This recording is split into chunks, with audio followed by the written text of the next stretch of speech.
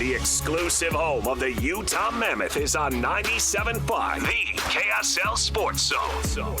Clayton Keller flies in, shoots on a sharp angle, and scores! Clayton Keller says, I'll do it myself. Below the goal line, otherwise Cousins would have had a breakaway. Wraparound attempt, and they score! Ottawa gets the leaky one, and it's 3-1. Right now it's Nick Schmaltz gliding in. Schmaltz to the front, scores!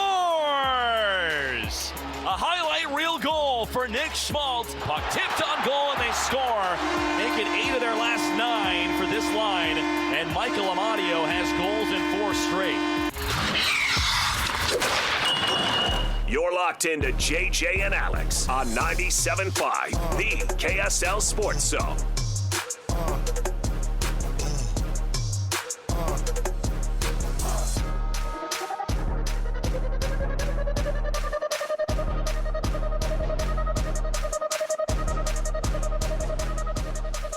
All right, everybody, welcome back.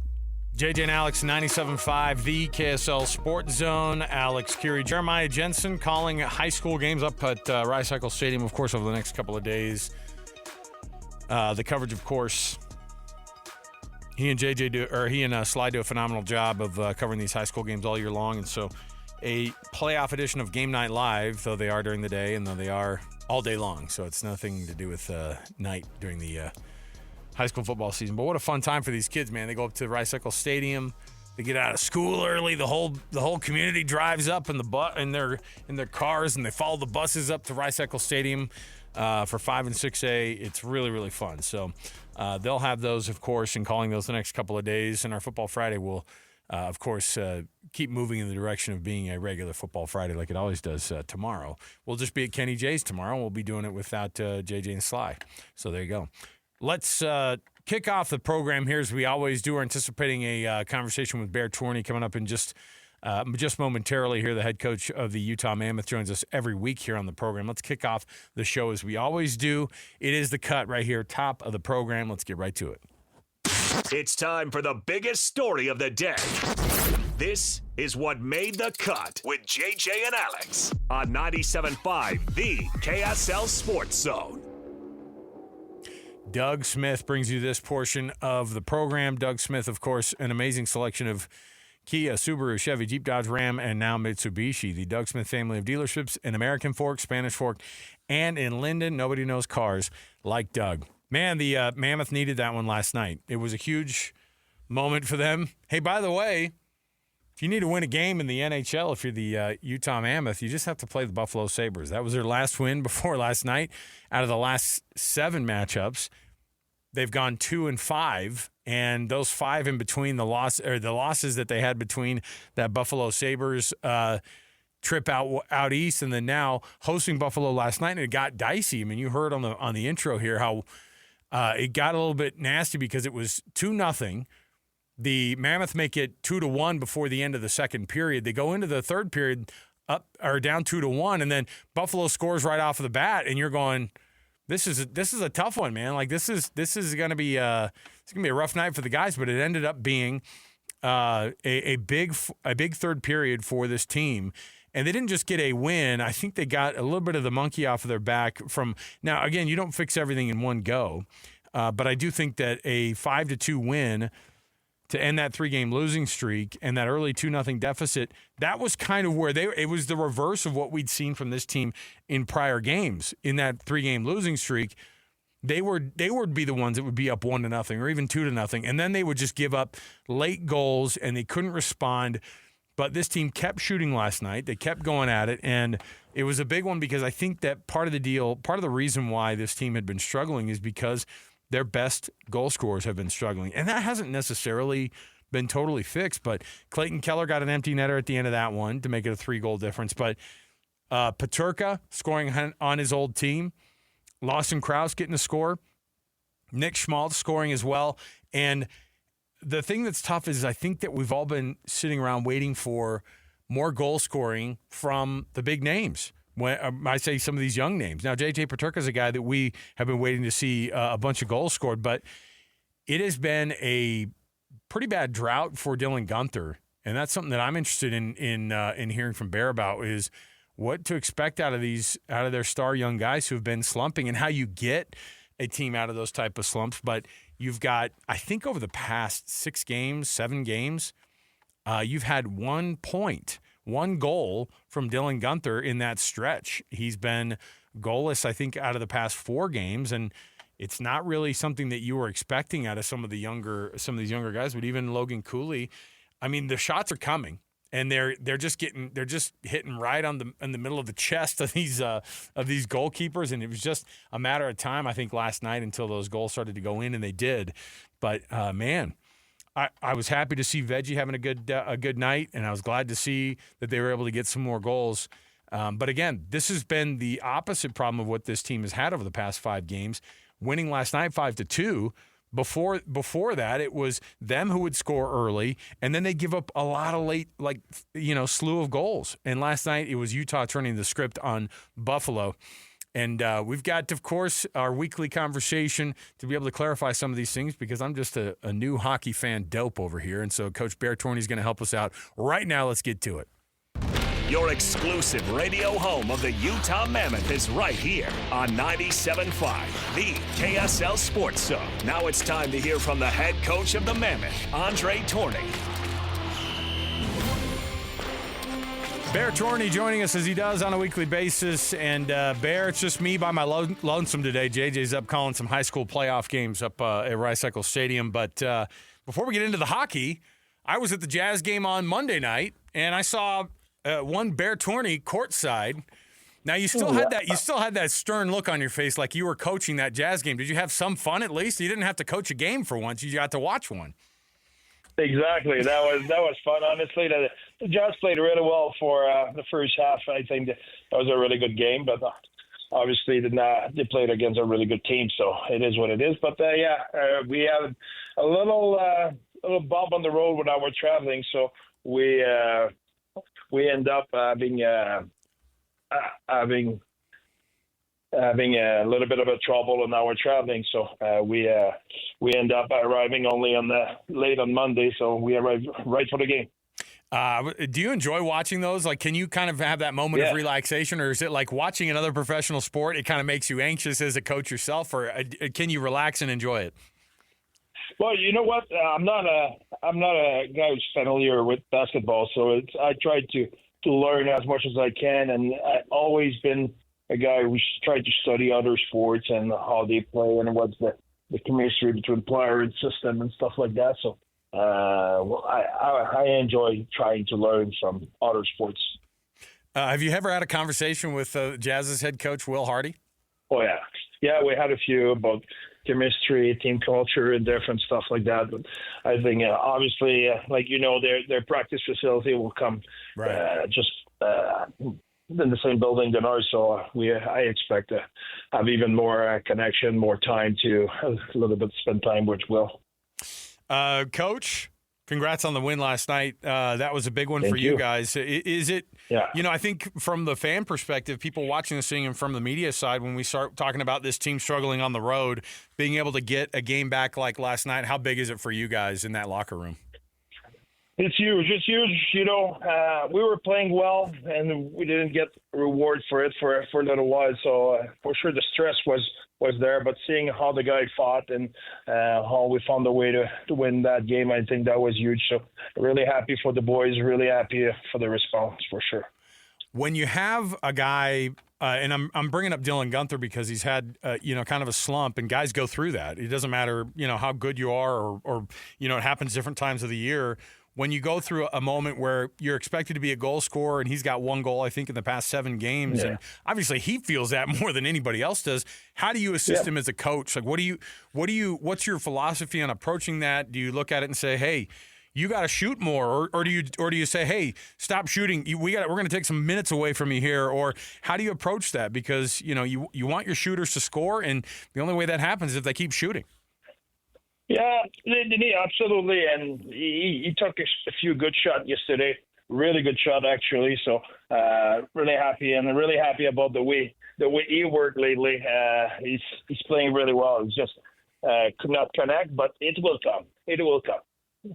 What are the things that you noticed in that that rough stretch going through Canada on the road how difficult some of those games were. What were some of the things that you jammed with your team that you talked about with them on things that you looked at and went, hey, these things have to get better? Because it seemed like it was very similar in a lot of these games where you guys would get out maybe to an early lead or you'd score right off the bat. And then by the end, the falling off and giving up those late goals seems very unlike Veggie and for VTech to be giving up those late goals in as many as they did.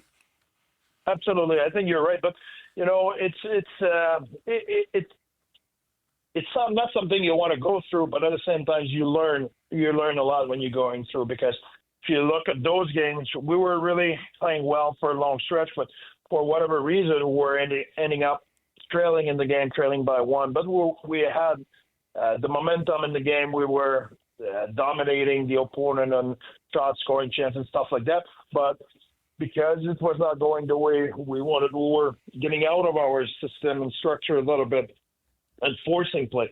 If you look in the third period on the last three games, Toronto, Ottawa, and Montreal, we gave up more than 50% of the scoring chance we gave in the game just in the third period alone. So we were really stingy for a long time, but we could not sustain and stay stingy.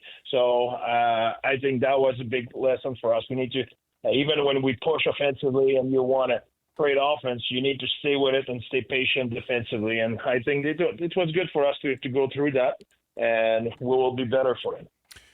When you sit down and go through, film with these guys, and you get them on the ice and you start to coach, what are some of the things that you're working on with them right now? Because this next stretch, you get a couple more at home before you go back on the road again. That must feel pretty good. Yeah. Listen, we played 17 games and only 6 at home. It was 5 before yesterday. So having the chance to be at home a little bit and to enjoy our fans and everything, I think it's huge for us. So we'll take fully advantage of it, and first having a little bit of rest and enjoying being at home, enjoying our fans and the emotion they bring in the game and the energy they bring in the game. And we'll be ready to go back on the road next week. But for now, we have one more game at home, and will be a good one. How do you turn a corner in the NHL on scoring opportunities for power plays? This is a team who, even when you guys aren't on the power play, there were moments last night that you're watching. You guys are dominating the puck and being able to move it around the top of that, of Buffalo's goal scoring area as if it were a penalty. In a lot of cases, you guys were handling the puck so well, and so. But there have been moments when you have so many opportunities during these power plays, and the goals haven't come during those power play moments. What are your top lines? How do they look at it? Like, look, we've had great opportunities, and the puck just hasn't gone in yet. Yeah, there's a little bit of both. I think it's a process to find the pride and the confidence in playing that well. But at the same time, those guys are really competitive. They want to make the difference. They want to score the big goal and that kind of stuff. But I agree with everything you said. I think we're playing good enough. We know things are coming. We just need to stay with it, stay patient, and we will get a reward. But they were not every game like that. We have to be honest. But in the last couple of games, we played really good on the power play, and it's a matter of time. I was watching Sergachev last night, who. I think he took like 5 shots in in a real quick kind of like succession, and I thought that's a guy who is a leader on that team. And he goes, "Look, I'm on defense, and obviously I'm a defenseman, but I'm pulling the trigger on these shots." How big of a deal is to be able to have an aggressive defender like that to be able to maybe wake a team up to in some moments where they're not scoring?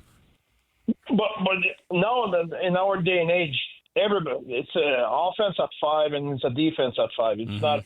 It's not about having only one guy who or one position who generate in one situation. I think you need to have that. If you look just this amount his production in the last couple of games, those are really important. It's stuff we need to keep getting better at, having production throughout our lineup. So we're doing a good job at it. We just need to keep going. Well, you're going to keep going tomorrow night. Going to host the Islanders. They come to town. Then you go back on the road for another one against the Anaheim Ducks, and then you're going to get yourself on the road as well with the Sharks. And then you get a nice slew at home as well. Golden Knights, Rangers, and then Golden Knights again in 2 out of 3 games. Those are always fun to look forward to. Coach, good luck for the rest of this week here, and we'll chat with you again next week. Thank you, guys. Thanks for having me. Absolutely. Coach André Tourigny, as usual. Love having the coach on here with us. Yeah, this team needed that turnaround last time. It was a big deal, and it was a huge one for him. Mitch, are you a guy? Mitch Harper, by the way, is joining me today on JJ and Alex as we have JJ and Sly calling the games up at the high school, or the high school playoffs. Do you dip into hockey and enjoy it, or is it too much? It's too much for you to be asked to do during a football season. I dip into hockey a little bit because I obviously with the Mammoth they've got me intrigued with hockey. My in-laws, they love hockey. Wow. My brothers, they played it in high school here locally at Murray High, things like that. So I have people that have kind of taught me the game that are into it. So, yeah, I mean, the Mammoth have been, really a big story. And I think just to see the growth of the franchise, too. And then last night, with that comeback win, I mean, that was huge to see that line change and how impactful that was on the team. Just key moments like that kind of shape what this franchise is going to look like, where they're looking to be a group that can really evolve and become something great in the years to come. So it's kind of a fun journey. It's not like you're inheriting some, winning franchise. They're looking to build into that. I think that makes part of the fandom fun. So, yeah, I've jumped on board and checked in. Honestly, I find myself enjoying more NHL games anymore than NBA. I still check into the NBA, but if I'm going to pick between the two, I think I'd lean more NHL anymore recently. At least that's kind of been my viewing habits the last few years. You're a Laker guy. Watching. Well, I wasn't watching last night against the Thunder. Goodness, that was brutal. I think what was it at the half? It was like 70-37 or something like that. And I was like, oh boy. I was kind of hoping that with the firing of Nico down in Dallas, that Luka was going to have like a 60 burger. Well, he got a question about that. He got a question from a press reporter. Don't want to talk about it. They don't want to talk about Dallas. And you're like, come on. He gets a question about if he'd ever go back to Dallas. I know. What now that Nico's gone. Hey, Nico's gone. Are you going to move back? It was like, dude, I don't think that's how it works, guy. He just signed an extension. Jeez, man.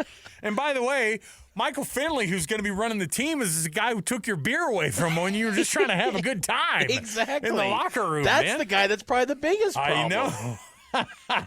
I just love how much of a mess it is down there in Dallas. Did you see the thing, too? They go, he had a conversation with one fan during one game. This guy's wearing a Luka jersey, and he's sitting next to the Dallas owner, and he's just like, hey.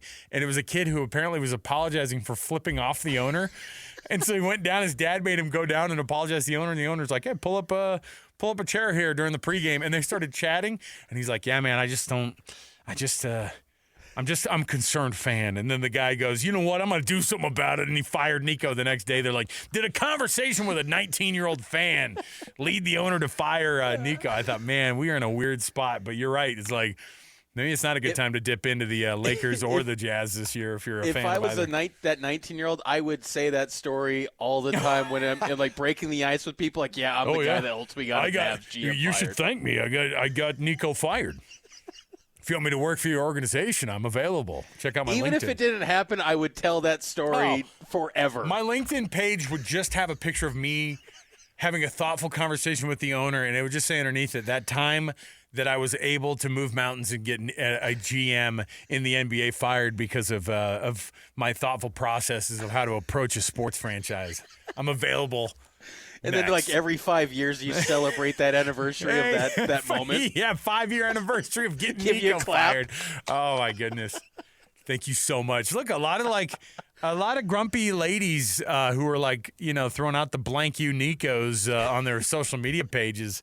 They're thanking that kid, man, for his for going out there and talking to the boy, that Dallas owner, by the way. That's a dadgum mess down there. Anyway, bottom line is good to have good ownership here in the state of Utah. Yes, it is. For the hockey team and for the Jazz, because the Jazz will turn it around. It's just they will. No one looks at that and goes, "Oh, that's a mess of a franchise." It's like, no, they're not winning right now, and they will. But There we are. Mitch, before we get out to the break, I wanted to play for you a couple minutes here from Dave Aranda, who right off the bat in his availability this week was asked about the Mac Rhodes thing and just about the mess of the situation it is. And then, of course, since then, the athletic director, Mac Rhodes, for Baylor has stepped away from Baylor for personal reasons, has stepped away from the College Football Playoff Committee as the chair. And here's what Dave Aranda said. This is as they're getting ready for this game against Utah. This is his Utah press conference. And this is how Dave Aranda had to start it off, kind of answering questions about the Mac Rhodes deal. Yeah, I just think all of those questions, I understand the interest in them. Our focus is just trying to get ready to play a game. This is just a huge game for us. This is a game we need to win. We're in an instance where, similar to last year, we have to win all the rest of these games, and the focus needs to be on 1-0 today and 1-0 tomorrow and 1-0 the next day, and stack those up so that we can get a 1-0 on Saturday night. And so very much for me the focus is that. And I think all of these things as they play out will play out however they play out, but we have to win this game and we have to play our best. This is a team that's embarrassed a fair amount of teams, and we're not looking to be that next team. Dave, when you finally put together a complete game, I know you may have needed the break, but would you have rather just kept playing after that game? Probably so. Yeah, probably so. I think though the energy was good today, and we talked about this too last week in the practices that we had, how important it is, to start fast and to do the things that we've been really working hard to do and have failed to do up until this last one. And so I think everyone's on the same page of what the prescription is and what has to happen here these last couple games. Do you have a conversation with the team about trying to block out that noise? Every week. Yeah, every week we do. And it's no different now. Are there any different feelings coming out of this bye week as compared to the last one when you didn't play very well against TCU in that first game? I think there is there's a great sense of urgency. There's a sense of urgency. There's Dave Aranda. Mitch, were you inspired by the energy level that Dave Aranda always delivers at these press conferences? This is a massive week, and it sounds like a guy who is like all over the place. This dude does not sound like he's ready for Utah to come in and keep his job. Like he already is like low energy at these press conferences. That's the way he always delivers these, but it sounds especially bad this week, like up against, this opponent. And the media, I love the Texas media, don't you? Hey, coach, you finally put a game together and then you guys go to a bye week. It's like, that's weird, right? He goes, that's the way he has it. He goes, you finally put one good game together, coach, and then you guys had to go to the bye week. I'm like, these guys all hate this guy. This does not feel like a game Baylor is going to be up for at all. It's not a week to not show up either. It does not. But what was noteworthy in all of that was just low energy, incredibly low energy. What was low energy from that was basically a head coach just said it was a must win. Like the whole cliche must win, where it's like we have to win this game. He basically put that there. Like there's no alternative for that. And I know every coach is like, yeah, we got to go win the game, but he basically said we have to win this one. And if you don't, I think he kind of understands where this thing's heading. So, but at the same time, if they did spring the upset, which again I don't expect that to happen at all. No. But if it did, maybe that creates a little bit of job security. Maybe because still don't know exactly the specific dollar amount of what that buyout is. And look, there's always kind of the cliche of that. What was that show? Arrested Development. There's always money in the banana stand. Yeah. Like these schools always find a way to generate the payout. But I'm sure Baylor does not want to pay out a ton of money, whatever that is, to Aranda. And maybe if they get a big win and they do close out strong and they could get to 8-4, you get to a bowl, maybe it's 9 wins and everyone's all happy-go-lucky. But again, I don't see that from this, and you can kind of just sense it too with Aranda. I mean, this was the same guy that in the summertime was bringing up Wolf of Wall Street references. Like, he's a different dude, and that was highlighted in this press conference getting ready for the Utes on Saturday night on ESPN2. It's he's not going to be stacking up wins. He's going to be stacking up his belongings into the moving truck. I believe so. After this year. Like, that is just not a guy who's going to be around. Like, it's brutal already, to be in this business and to be. But like, we've watched in a place that doesn't care nearly as much about football as I think they do in Baylor in Waco. Once enough people and once the right people didn't want Neil Brown to have that job at West Virginia. Mm-hmm. Like, there was nothing that he was going to be able to do, right? Like, he earned like that 1 year because everyone's like, you can't fire him after like a 9-3 season or an 8-4 year after everyone thought he was going to lose 8 games, and they're like, well, I can't really fire him. And then it was just like they're begging for him to lose his job. Why? Because they had this thought of, let's be super unoriginal and bring back Rich Rod and try to recreate some sort of a magic. And how's that going this year? And how will it go in the future? I honestly I can't buy into Rich Rod turning everything around suddenly, or even him having the energy to be able to turn it around there. And in Baylor, as soon as it's the same vibe. Like, enough people and the right people or wrong people, if you're Dave Aranda, have already decided that you're not going to be the guy anymore. And when we talked to that dude yesterday at the Waco Tribune, he was like, the timing of this and when this story came out was planned out. Like, the people who wanted this story to come out when it came out, they wanted it to come out in that exact moment so that everybody could see it. And Mack Rhoades, Baylor imploded themselves with their whomever it is that's in power, because it's not, Mack Rhoades and it's not Dave Aranda, because they're not winning enough to be able to have that power. So instead, the people who make those decisions above them, who are some $1 booster. I just assume it's Chip and Joanna Gaines pulling the strings in the background, Dr. Pepper money flowing from somewhere going, make it so. And I don't know. I mean, the reality is that as soon as they make that decision, they were willing to just go, let's embarrass the institution a little bit.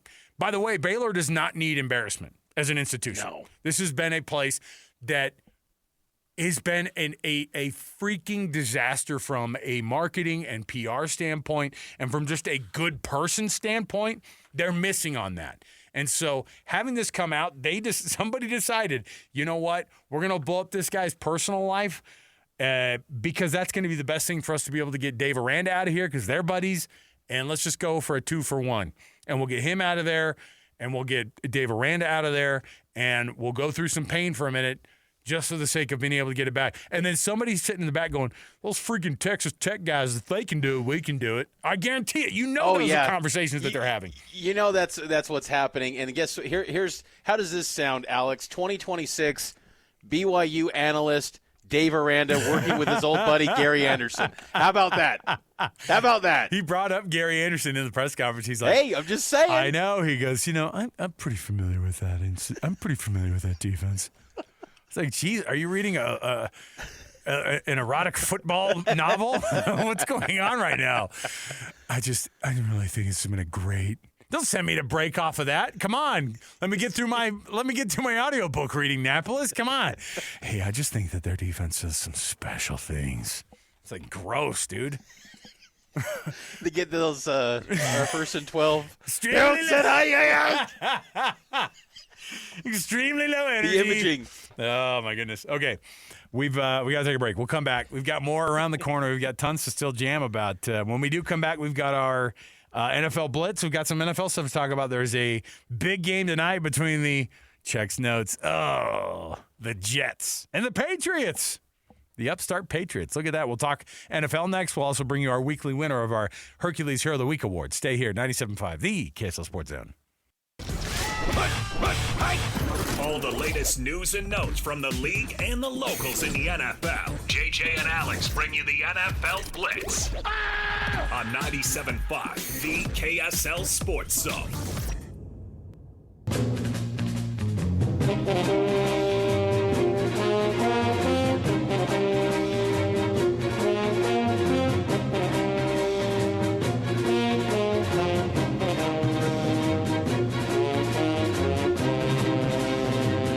All right, everybody, welcome back. JJ and Alex, 97.5 EKSL Sports Zone. Alex Kirry. Mitch Harper joining me in place of JJ today, who's calling high school games up at Rice-Eccles Stadium for Game Night Live. He and Sly do an awesome job, and they're going to continue. They've got the other semifinal games tomorrow, and then they've got the state championship games next Thursday. And so Mitch and I are going to be at Kenny J's Barbecue tomorrow. Yes. Don't you worry. Are you all sorts of upset about that? When you told your family, like, I got to fill in on Friday, it's going to be tough. Yeah, I was like, hey, babe, I got this. It's kind of tough. Like, Alex is forcing me. He's dragging me. No, I'm pumped. Like, to get barbecue. Come on now. No, I'm ready to roll. And I'm telling you, it's at a different level too. Like you and I have enjoyed some meals together on the road and here at home as well. This is as good as it gets from a barbecue standpoint. So it's going to be good. By the way, the Hercules Hero of the Week program, an awesome program that we've got here on the KSL Sports Zone. And, of course, it's that time of the week for us to be able to roll out a winner for you. So what do you get? You get yourself a prize from Beehive Meals, a prize from Hercules First Federal Credit Union. All you have to do is nominate the winner for us, and those people get those prizes. And it's an awesome thing. It's just a small token of our appreciation for the folks who do an awesome job leading up the youth sports in their different parts of the Valley, the state of Utah, whatever it might be. And this week's winner is Matt Piling, who has been nominated by Cooper Smith. And Matt, here was the nomination that Matt got from Cooper. And it says, Matt was an awesome assistant for my son's flag football team in Syracuse. He's awesome. Always focused on positive energy, involving the kids, believing in them, and always making sure the kids had fun. He's a fantastic communicator and overall a great coach.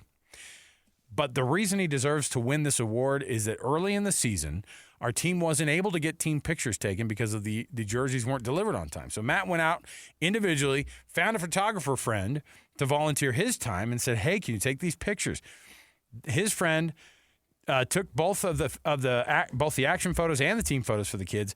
Matt shared later that day that he reached out to his friend to take the pictures. His friend was contemplating suicide in that very day.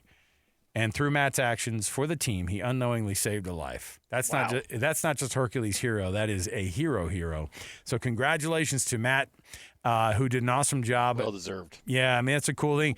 I mean, on top of the part where, well, all these coaches, dude, they're volunteers anyway. They go, yeah, I'll do it.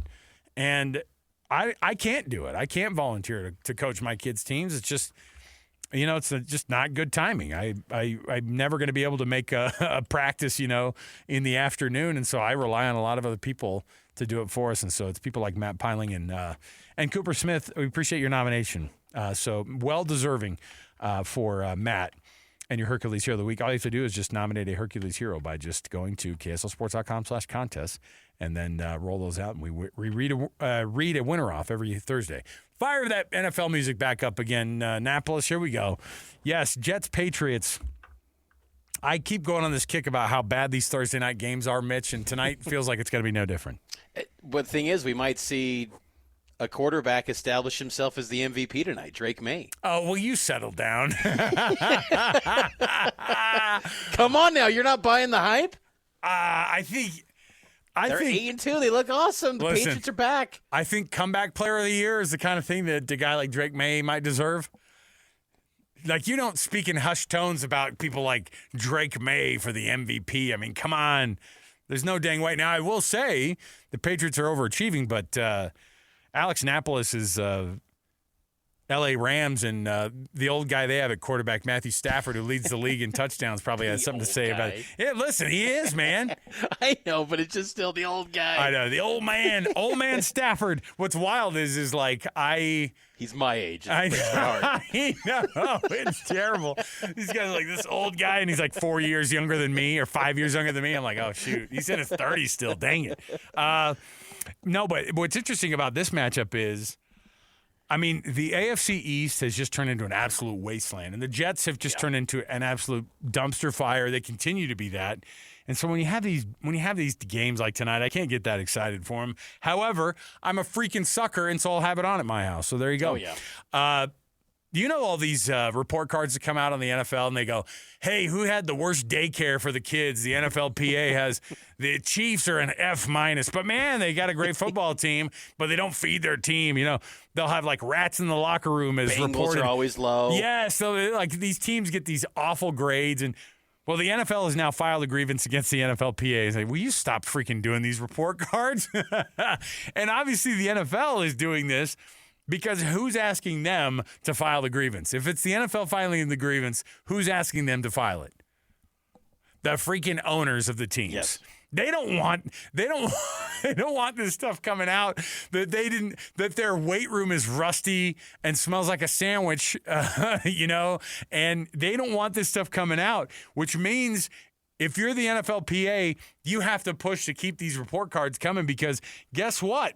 These teams have had to pony up and actually have to pay out to make these facilities decent. I can't believe there are NFL teams that don't travel their guys in decent ways or who have bad facilities or have bad weight rooms or have bad, training, personal trainers, that kind of stuff. So to me, it's a must-have, but the NFL, they don't want it anymore. Of course they don't want it because then they're held accountable because they just want to continue to protect the shield at any cost possible. I mean, last week I was in Lubbock and Patrick Mahomes is there and they're talking about how Texas Tech's state-of-the-art facility is better than the Kansas City Chiefs are one of the best well-ran organizations in the league. Yeah, they grade low on like the facilities though because I think that the Hunt family doesn't love spending money on the extra cold tub in the training facility. You know what I mean? Like it is funny. Some of these teams that make they cut these corners, and yet they're still pretty darn good. In my mind, I kind of wouldn't care if the facility didn't have the best like buffet at the end of the day, if our team was winning. You know what I mean? And like somehow the Chiefs, despite the F that they've gotten for like their actual facilities in the past, they've actually gotten pretty good. So which one is it? Like, do you need that stuff? And you're right. The Bengals, they used to give out one pair of socks a year or whatever it was, and now they've had to be like, well, I guess we'll make it two. But it's these old school owners, the Hunts, the Brown family, right, for the Cincinnati Bengals. They all are the ones who seem to be the offenders on this, and so they've got to start paying up for these guys. Let's get it going, man. Next up on the old NFL Blitz here. Hey, Cooper Kupp said going back to L.A. this week. Now, of course, he plays for the Seahawks. Now, of course, he's not catching nearly as many balls as Jackson Smith-Njigba is, and nobody is. But going back to L.A., he's going to treat it like any other game. Is there such a thing for a guy who made his all-pro kind of career down there in L.A. and going back and trying to not have those feelings? Come on, man. Not a chance. We always see in these spots, especially after the game, these guys, if they win the game, they always get super emotional at the podium, and if they lose, they're just going to be staring at the field, and there's going to be some dramatic social media post, how they're staring and looking into the abyss. Like, these games matter a ton when they go to their old spots, and Cooper Kupp he was atop the NFL world. I mean, rewriting the record books when he was with the Rams. So, yeah, this game means a ton to him, and they're going to say all the right things to avoid the cliche bulletin board material, but this one's been circled for him for quite some time, and he's gonna show up. That's gonna be that NFC West is so loaded. We talked about how terrible the AFC East is. The West is just stacked, and this is gonna be an awesome game. And I expect Cooper Kupp to try to put out his best performance that he's had since he became a Seahawk. Giants defensive coordinator Shane Bowen came up and said, "Hey, look, Brian Daboll, there's responsibility that falls on me for that guy getting fired. We didn't do enough on the defensive side of the ball. And, I don't know if that's necessarily the case, but whatever that might be, Jackson Dart, what happens with him? I mean, how big of a deal is this next hire going to be for their next head coach for Jackson Dart's career to go forward? Well, it's huge because I think back to Josh Rosen when he was with the Cardinals, and then Cliff Kingsbury comes in after 1 year for Rosen, and they get the number one pick, and they go with Kyler Murray, and Rosen just becomes another number, and he bounces around the league every team, it felt like, for about 6 or 7 years. And so I think that, I'd like to think that Dart showed enough that no matter who the next coach is, you want to go with Jackson Dart because I think he's been, really good, and that I think he's worth investing in, whoever that next head coach is. But that seems to be the position where a new head coach wants a guy that fits their scheme and what they feel the quarterback position should be. So kind of leaves it up in the air. So, but I would stick with Dart because I think that guy's got so much ability. He's going to be a good quarterback for years in the NFL, in my opinion. Let's take another break here. There's your NFL Blitz. We'll come back. We've got our top 10 next. Mitch is going to make sure that he holds up his end of the bargain and do terribly on the top 10, just to really just kind of honor JJ. No, JJ does a good job with the top 10s. He's kind of one of those guys that's he knows a lot about a lot of things, but I'll roll that out, and Napolis can maybe help you out. Spoiler alert, he won't help you out. And we'll get going with that. I've got some tickets to give away, though. How about the Utah Mammoth firing it up against the New York Islanders tomorrow at Delta Center? I've got a pair of tickets right now. All you have to do is give us a call, 801-575-ZONE. That's 801-575-ZONE, 801-575-9663. Caller number 12 right now wins a pair of tickets to the Mammoth and the Islanders tomorrow at Delta Center. We'll come back. We'll roll some more of this thing out, and I've got a top 10 next. Stay here, 97.5 the KSL Sports Zone. Let's go! Complete game coverage of the Cougars is right here on the KSL Sports Zone. The Cougars return home for a battle against TCU. Your home for the best coverage of Cougar football is right here on 97.5, the KSL Sports Zone. You're locked on to JJ and Alex on 97.5, the KSL Sports Zone.